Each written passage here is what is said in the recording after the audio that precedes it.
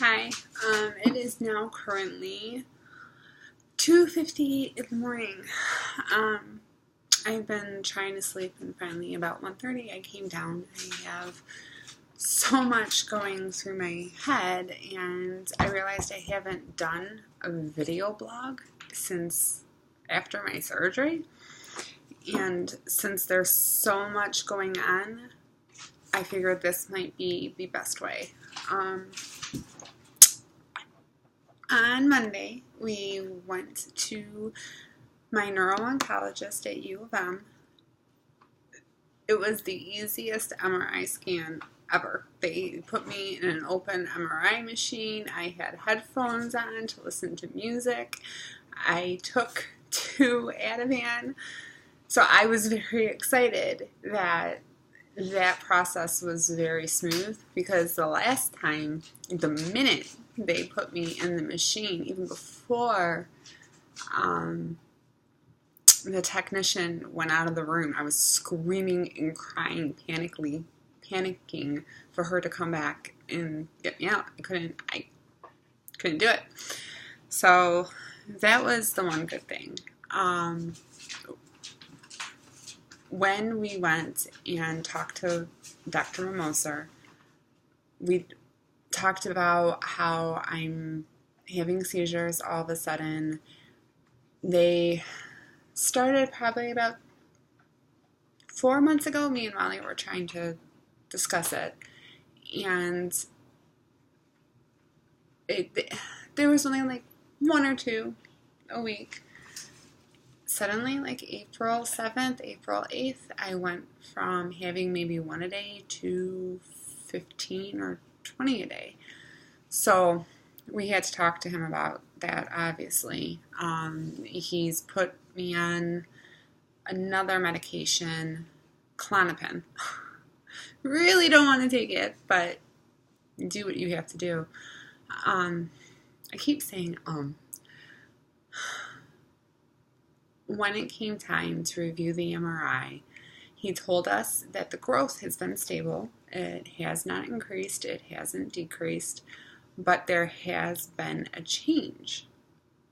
I wish I would have gotten a picture of the MRI, because the only way he could see the changes was with the contrast.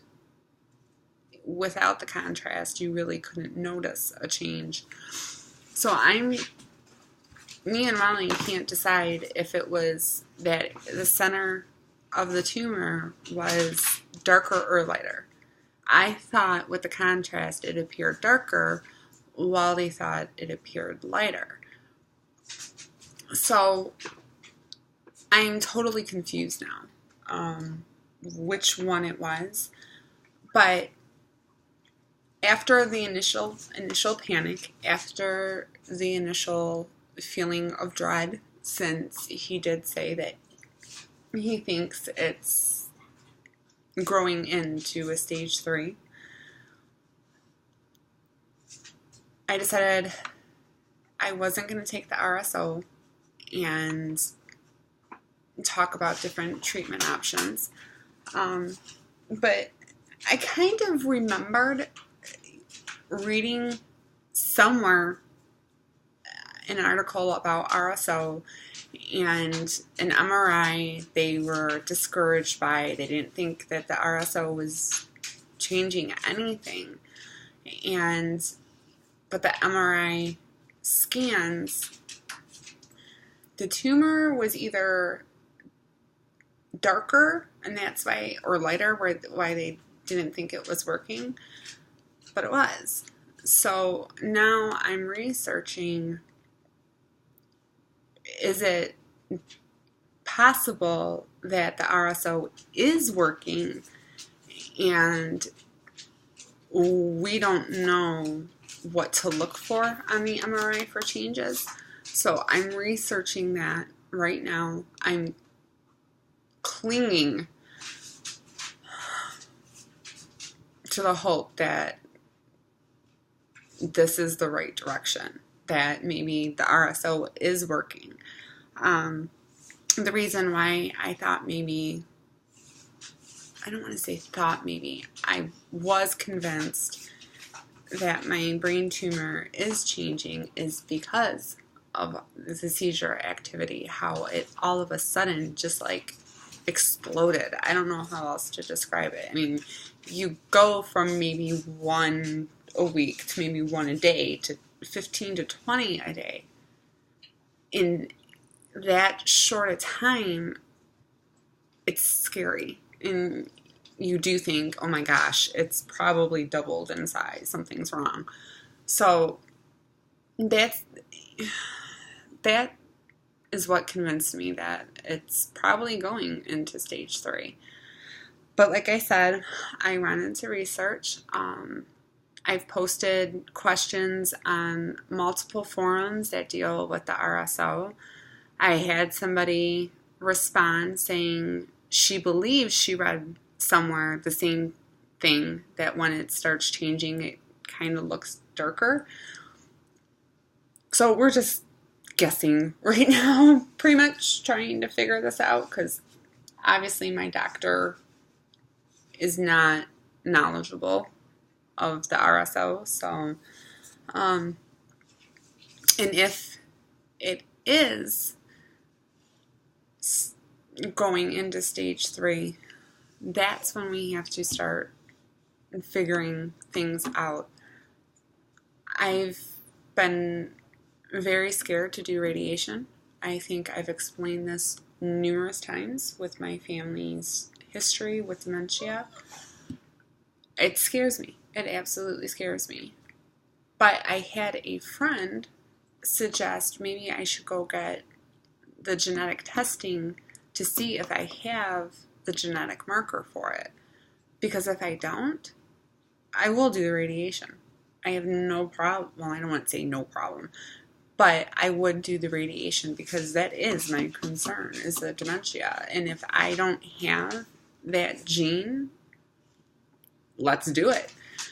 I was also talking to a friend. I think she's, I don't want to say this without offending my other friends. I'm not trying to. She's very supportive. She doesn't judge, and she always tells me, you have to do what you want to do. It's your decision, it's your life. And I've had numerous people tell me they do not understand why I'm so adamant not to do radiation. Even if I get dementia, at least I'll still be around. And I've mentioned I'm scared that I'll lose my speech if I had surgery again. Everybody, pretty much, a lot of people, I wouldn't say everybody, I've had these conversations with a lot of people that, well, it's better for you to be around than talk. And to me, that's not life. That's not a life. Not being able to talk to my children, not being able to remember them. I remember after surgery, I knew I had children, but I forgot their names, and that devastated me. I can't even imagine knowing when I have lucid moments that I forgot my kids, that I didn't know who they were. And it's quality over quantity. And I've always said that. But after Monday, I was actually thinking, I don't care if I have dementia. Let's do this. I want to do the radiation. But I wanted to wait a year, a 1 full year. But when I talked to that friend, she said, Siobhan, just please don't make a fear decision or a fear-based decision.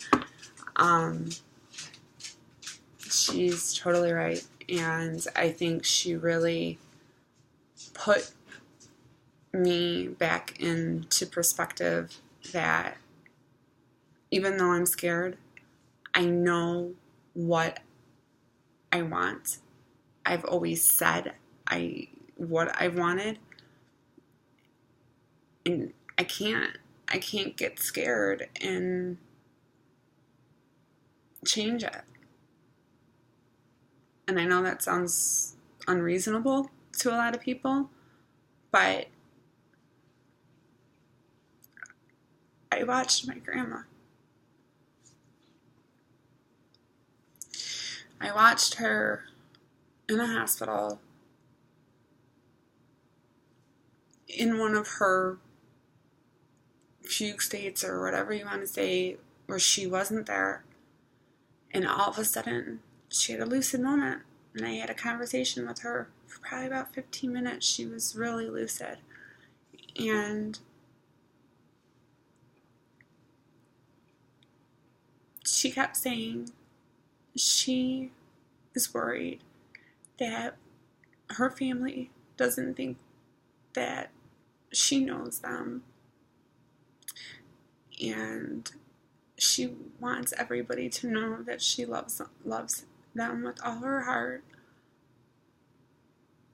But it was the fact that she knew she was coming in and out of lucid. She was aware of that.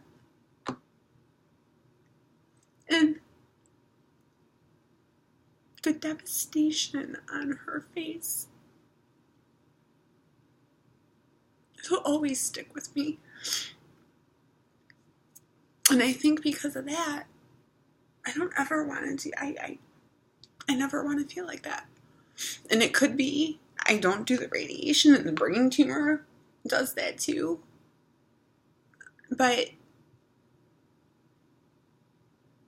it will do it in its own time. It won't be premature, if that makes sense. We are actually talking about surgery again. I know it will be a very tricky part of my brain to go back in. And we've talked about the possibility of me losing my speech and having aphasia worse, where I can't think of any words. We're starting to learn sign language. We've got like 14 videos that we're going to watch with the kids. We're starting this weekend, just in case. I had a speech therapist say that she didn't really think that would work. But I always say this. When I got out of surgery and I couldn't talk, and it wasn't that I physically couldn't form the words, it was because I couldn't think of the words. But when Wally came to me, I signed water. And I might even be doing it wrong now. I knew that. Even though I couldn't think of the word, I knew that was the sign for it. And he went and got me some water. So that encourages me that even though I didn't know the vocal word, I don't know how else to describe it, I remembered how to sign it. So we are going to do that too. I'm feeling more optimistic right now. Probably about 8 hours ago, I lost it. I started sobbing because this is very scary for me. It's very hard not for me to go to the dark side. I look at my boys, and that's usually, like, I put them to bed tonight, and I laid with both of them for 15 minutes each, and that's when I lost it.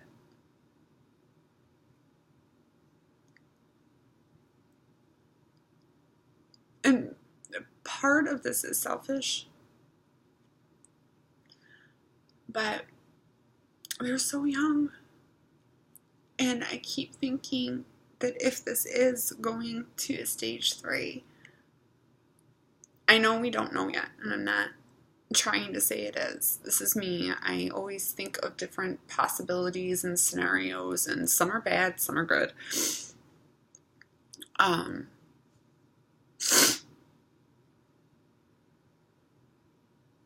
they're 5 and 7.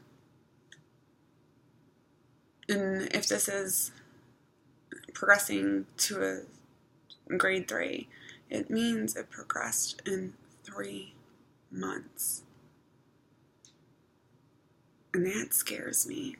It scares me, all the new symptoms that came on all of a sudden, and it's very hard, very, very hard to not go to that dark place. And I think about my kids, and I realize I'm now in the bargaining stage. I keep praying and asking God just to please give me 14 years. And I know that sounds like a weird amount. Maybe 13. I want to see both of my boys graduate. I want more than that, but I at least want that. I don't want to pass away when they're like 9 or 10. Because they need a mom, and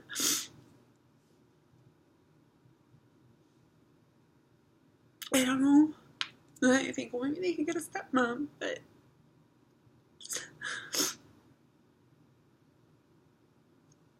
I'm sorry. I can't talk about my kids. I lose it. But like I said, I am trying to be more positive.